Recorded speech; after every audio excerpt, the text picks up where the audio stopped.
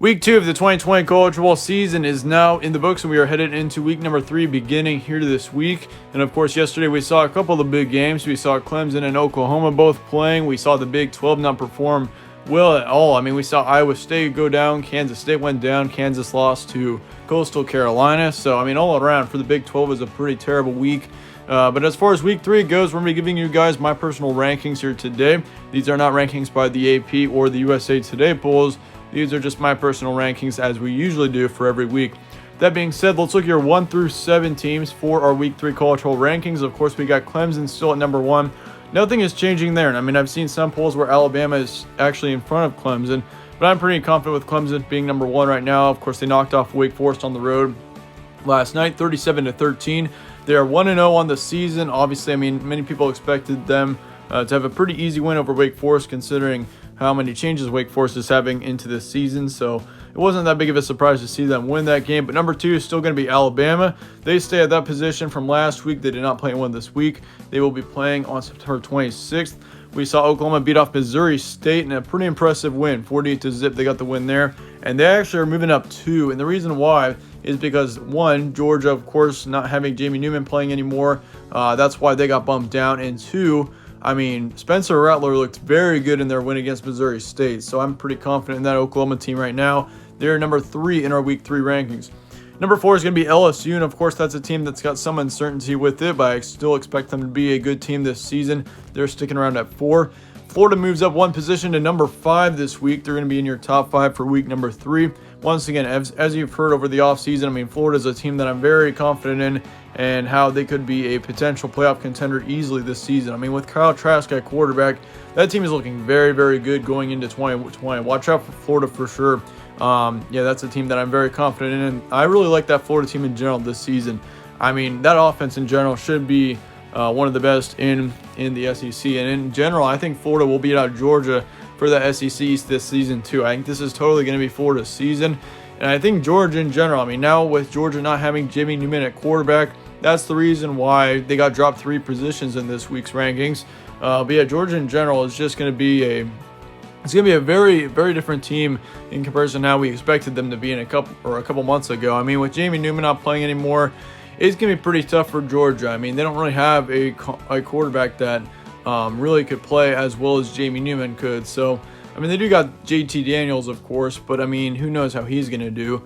But yeah, Georgia's going to be at number 6 for this week's rankings. At number 7, we also have Texas A&M.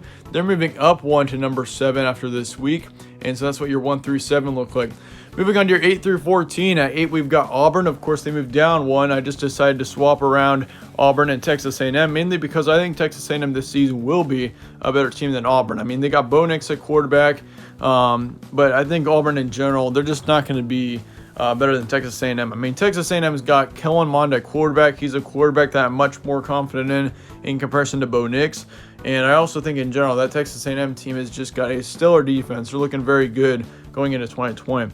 Texas moves up to number 9 after their win against UTEP, 59-3. They're 1-0 this week. And yeah, of course, I mean, that was a pretty good win. I know UTEP is a pretty terrible team, but 59-3, that is still a good win there.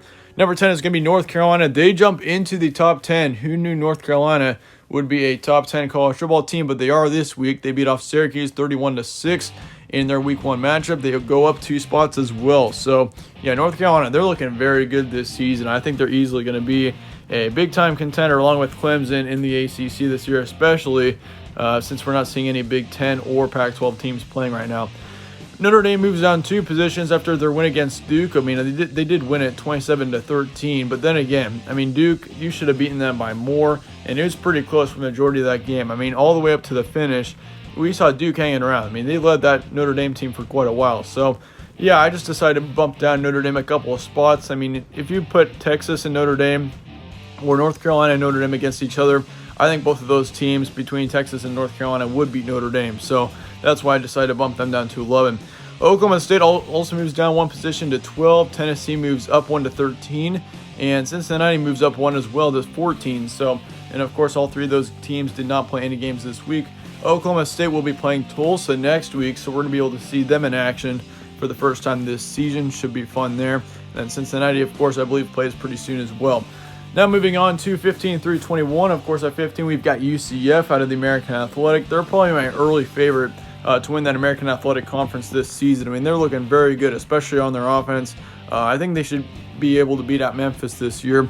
UCF did not play this week. They're moving up one, though. Same thing with Virginia Tech. They didn't play this week, but they move up one in our rankings for week 3. 17, we've got Memphis. They beat off Arkansas State 37-24, and they're moving up one as well. They're 1-0. Miami's number 18 after beating off UAB 31-14, and I know that was not a very good win, but I did decide to move them up over Baylor, mainly because, I mean, yeah, one, they got a win, and two, they looked pretty good. I mean, Baylor, of course, has got a lot more uncertainties, I think, than Miami does as of now. So, yeah, Miami's number 18. Number 19 is going to be Baylor with Charlie Brewer at quarterback. It should be fun to see how they do. I mean, I don't expect them to be Big 12 champions this season by any means, but I do think Baylor should be a team that should get up to maybe 7 or 8 wins.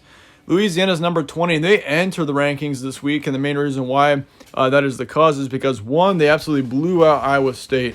I mean, Iowa State it was a pretty close game there for a while, but Louisiana was all around the much better team. And I mean, Iowa State coming into this year, I thought would be a big Big 12 contender.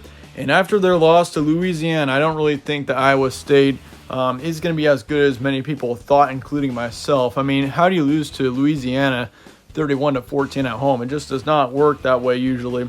Yeah, Louisiana, that was a huge win for them in general. 31-14, very impressive win. They were also very good in 2019, so that's also a reason why I decided to bump them up to number 20 and enter our rankings for this week. Yeah, they're 1-0 as well.